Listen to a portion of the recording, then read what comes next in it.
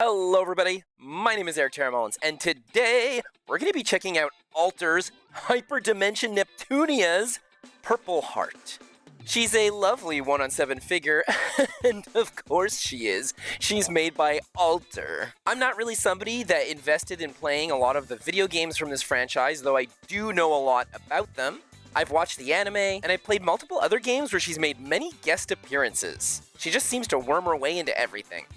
Kinda like Nier Automata's 2B these days. This girl comes with instructions, and my goodness, are they ever complicated. There's so much going on here. She's not necessarily easy to build because a lot of these pieces are pointy, fragile, thin, sharp, so you have to be extremely careful while putting her together. Really take your time. Patience, I guess it's a virtue. The base is a thin, black, plastic, circular one. It has all these lovely robotic designs that make you feel like she's standing on top of some transporter, or maybe going through that teleporter that they do in Digimon. Actually kind of makes me think of maybe the saucer section to an Enterprise. The decal that we have on this thing is all done in metallics, and I'd say it's pretty good. It works pretty well at complementing the figure. We have 3 metal bars going through here holding her in place.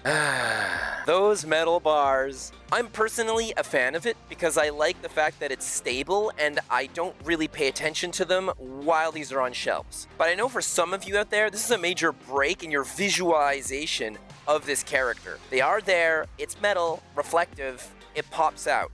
Regardless of this, they're made extremely solid with these transparent plastic cubes at the top that have cutouts for her shoes. A little frustrating because this means we don't actually get to see the shoe part. I personally would have liked these metal pegs to just go directly into her foot, but that would have meant a larger and more solid base. They do their job as they're supposed to, and they really separate the overall weight of this character. Then we have a larger, thicker pole going up and into her hip. This is the main one holding her all together. I'm not particularly a fan of how it goes into the base because we get this random black circular cutout that actually disrupts the illustration that we have on it. And I guess the excuse is that it makes it more solid, but I personally still would have put some purple on there. She wobbles a lot.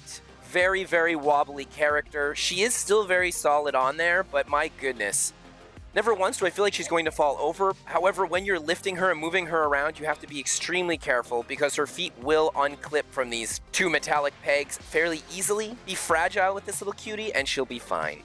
These shoes are all sorts of awesome. I love the robotic plating that we get on top of just a regular looking heeled boot. Gorgeous cutout with purple accents, beautiful little red design in the center, white circle around it. This is so cool. We have shading everywhere on this thing. I love the use of matte purple for parts that are supposed to look plasticky, and then they use metallic purples for that robotic highlighted look. And the metallic purple line work has highlights on it as well. Extremely impressive. It really gives off a nice glowing effect. You get to see under her shoes pretty easily based off of her overall pose, and I think that the boots could have used a bit of tread. The fact that it's just flat, I'm like, not particularly digging that, but it is well shaded. I love how on the armored clippy parts we have this lovely little highlight of purpley silver. It feels like that glowing energy that would allow her to propel all over the place. On her heel she has these little bunny ear clips, and they are cute, but they kind of get masked and hidden by the cubes holding her in place.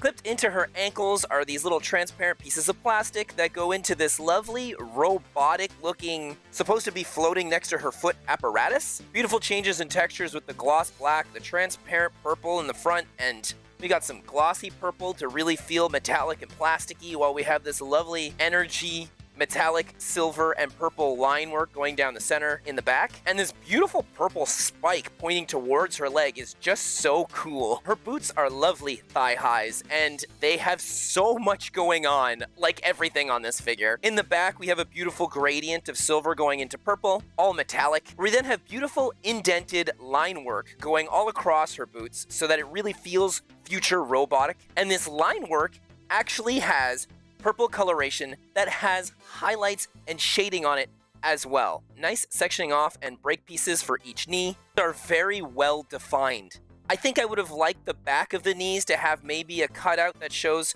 somewhat of the higher, more glossed out, lighter purple that she has around her armpits. But that's a character design thing and not necessarily a figure design thing, because this figure is extremely accurate to its original design. I love the honeycomb outlines that we get along the top outside of her boots. And all the darker black looking color that we have here has beautiful highlighted cold gradients. It does a great job at accentuating the parts of her body that are beveling out. Speaking of beveling out, her skin is doing it ever so slightly, so these thigh highs aren't extremely tight on her, but her skin doesn't have that thick style design either. It looks like she's incredibly fit, and I guess that makes sense for this robotic character. The sculpt work for the skin on her legs here is very well done, and I really love how we get a bit of shading. And at this point, we get a nice beveling of the skin as it goes into her bathing suit armored looking clothing, but this is mostly due to the pose she's taking and how her skin would react in this situation. Her bathing suit is a lovely glossy black with some lighter blue highlights here and there for the beveled out areas of her body, much like her legs. We have more lovely indented cutout line work with that beautiful purple painted inlay that we see everywhere else on her clothing. On the back we have that lovely Neptune N logo. Everything here is so shapely and well sculpted to contour her solid and gorgeous frame as we go up into the lovely curvature of her back, where we then get to see her lovely spine on this X decoupage. This is beveling out a little bit as well, showing that her uniform is quite tight around this area, and her skin here looks fantastic. We get a lot of sculpt work for her shoulder blades, and it all kind of works with the pose that she's taking. And with all of this going on, we don't really get much, if any, paint runoff or blotches, which is quite impressive. Along the sides of her body, we have these lovely little plus marks. They're done in a pearlized white. Down near the legs, we have a little cutout diamond piece, and these are very well painted and glued on there nicely. And on her stomach, we have the same type of glossy purple that we had for that Neptune logo on her backside. This is really pretty, nicely sculpted, cute belly button, and all goes up and connects into the chest armor. There's lovely metallic purple line work here, excellent shading like everywhere else, and this armor holds her chest extremely well, where it doesn't look uncomfortable or too squeezed in there, but it does look like it's form-fitting, maybe just a little tight. She is sporting one heck of a boob window, and her neck collar is nothing short of miraculously beautiful for something that's so bunched up with a lot going on around it. Lovely Neptune logo in the center. It flays out near the neck, so it looks like it's kind of more of a collar, where her neck then goes in, and this is done very well and doesn't look weird in any kind of way. The neck goes into the body perfectly. Her arms look very solid, great definition for her biceps and her forearm, despite them looking elegant. She still looks like she could punch a hole through a fire truck. Why would I say fire truck? Like, I couldn't think of anything else. I'd just like to mention that in no way, shape, or form does Eric endorse punching holes through fire trucks. Eric actually likes fire trucks quite a bit because he's a Transformers fan, so, I mean, there's just so many great Transformers that are fire trucks. Why am I defending this? We get that awesome glossy light purple for under her armpits here. It kind of bevels outward. I think I would have liked to see this being tucked in a little more under her darker armored looking clothing. She's wearing these pretty cool wristbands, just shading and highlights all over them. Where we go into her gloves, nice long slender fingers, purple on the inside of the glove. On the outside we have that lovely little pearlized white design, which is kind of a nice callback to the pluses that she has on the side of her body. There's not too much definition in the fingers, and it really does feel like she's wearing some sort of latexy gloves. She has these cool looking armored shoulder pauldrons that are kind of floating around her, where one of them is plugged into her left wing and the other one is plugged to her right hair strand. These things have detail all over them, and they did not skip a beat. They look very good for such small little shoulder pads. We get some nice transparent purple plastic here too. Like, this is just, oh my gosh, this figure is crazy. Alter really put a lot of love into this. Her wings have a beautiful glossy black that lack that little bit of bluish highlight or tint going on like she has on the rest of her, so this really makes them pop a bit more and feel more metallic. Despite looking very thin, they actually open up, and these things are very well done. Sectioned off into two different types of plastic. I know it kind of looks like they plug into her back, but it's done in such a way where one of them, again, is plugged into her hair, and they look like they're just floating around her. I always love the concept of having accessories that aren't necessarily connected to you, but float around you. Way in the future, where certain things that would never make sense and seem magical will make sense because it's the future. The future. And protruding through this metallic wing is these gorgeous, almost holographic looking transparent appendages, and they're split up beautifully. It really gives her that lovely butterfly look. It's so cool how we get some opaque painting here and there on them, indicating a little bit of things about her. They have 3 words written down: Purple Heart, Neptune, and Violet. I don't really understand the use of Violet. Based off of what I've seen, I just don't get that. And these aren't just printed on, they're carved into it. And along the back of the wings, we have them carved in as well, but in reverse. Like, my goodness, so well done. She also has these floating, spiked, transparent purple apparatuses going around her body. They kind of look like epic blades or weapons, or just a really cute skirt. And these are done with the metallic black, lovely blue highlighting here and there. They plug into these transparent plastic pieces, where the left one gets plugged into her left hip, and her right one actually attaches into the pole that's holding her up. You get a little bit of play with these where you can move them around just a bit. They have a gorgeous design underneath them as well, so they definitely didn't cheap out, but they really didn't cheap out on anything with this figure, did they? Her sword is absolutely craziness. It comes into 2 parts and you slide it into her hand. Lovely transparent purple at the top. Beautiful gunmetal metallics going down for the handle. The way that they did the carved-in sectioning line work here is so well done that you don't notice the sword actually splits up on one of these carves. That is perfection at hiding these connecting mold lines. Her sword has a blacker overlay along the back as it slowly gradients into a lighter purple when it gets closer to the transparent purple that it's using for its blade. We have this lovely circular area here that has the Neptune logo, and this whole weapon is just expertly done. On her head, she has these adorable little bunny ears, and these look incredible. They're plugged in with these little transparent pieces of plastic so that it kind of looks like they're ever so slightly on her head. They give off that floating appearance like everything else that's floating around her. And despite them looking really great, this has been a bit of an issue for me because when you put them in, they're super loose and they just keep spinning around. Like, look at this. Whee! Woo-hoo-hoo-hoo. Because of the fact that she wobbles, this thing is constantly moving around. So at one point, it's in your detolf and it just looks like this. And you're like, alright, so, almost knocked you over. Oh, that was a close one. Almost broke it. Oh, and all of this is literally what I go through consistently. Oh, there we go. Okay. So it doesn't seem like much, but it happens all the time. Like, at least once a month, I'm like dusting and then I see this. And dusting, oh my goodness. And the front of her hair, she has the cute little lips and they're adorable, super well painted. Her face is perfect. Objectively, it looks exactly like the character. Looking at her from the front or profile, she looks so accurate. They put a lovely gloss on her lips, and this gloss is repeated on her eyeballs, but not her eyelashes, because Alter knows what's up. The facial expression is adorable, and the decals themselves look extremely high quality. I love that we have that computer power logo inside her eyeballs. Her hair looks really good.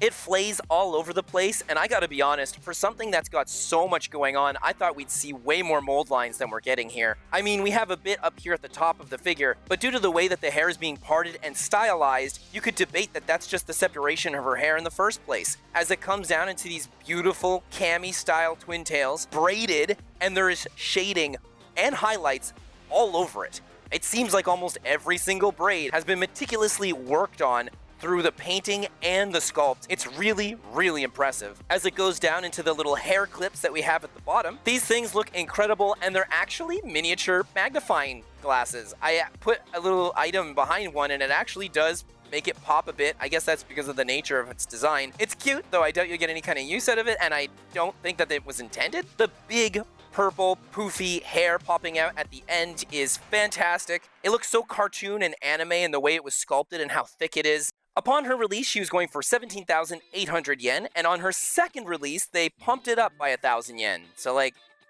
that's not particularly cool, Alter. Regardless, this figure is an Alter masterpiece, like so many of the Alter figures that have been made over the years. And if you're a fan of Neptune, this one is absolutely incredible. However, there are a ton of Neptune statues out there, and so many of them look incredibly impressive.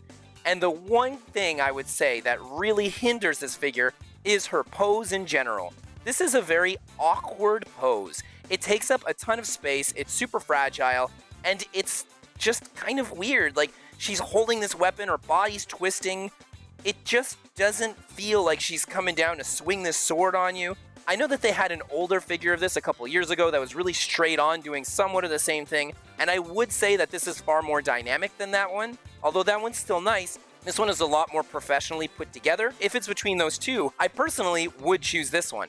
However, if I had to choose her over the slew of other Neptunia figures out there, it's not necessarily easy. I like this one because I like everything that's going on here, and I don't mind this awkward twisted pose. Some of them look so gosh darn incredible, and so it's not necessarily easy to choose which one you would want on your shelf, especially if you're not going to go out there and collect all of them. If you could only have one Neptune, is this really the one that you want to get? This is actually the very first statue I ever pre-ordered from Ami Ami many years ago, and I still think she looks incredible. I've got no plans on selling her, and I like it quite a bit. However, if I had to pay a premium on her, would I? Especially in today's day and age where there's just Neptunia stuff everywhere?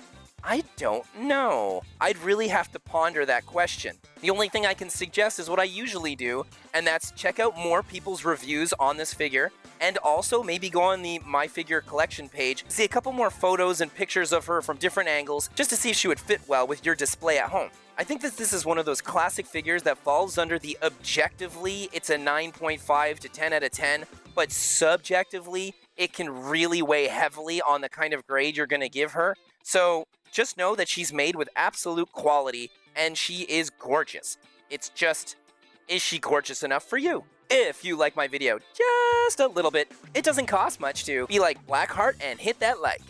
Or you could be dependable and lovable like Whiteheart and be sure to hit that subscribe. And if you're as forgetful and all over the place like Neptune over here, why not hit that notification bell? This way you'll be notified of my future episodes. Greenheart is in agreement that this would go a crazy long way in helping support my channel. Have an amazing rest of your day, and I'll see you next time. Bye! Sporting my favorite color, and also I freaking love butterflies so much. It's no wonder that, like a moth to the flame, I got attracted to Purple Heart's character design. I seriously want so many of those figures. They're all huge, and they all take up so much space. There's no way I could fit more than one or two in my collection. Besides, I already have the whole family. Right? This counts, right? This counts, right?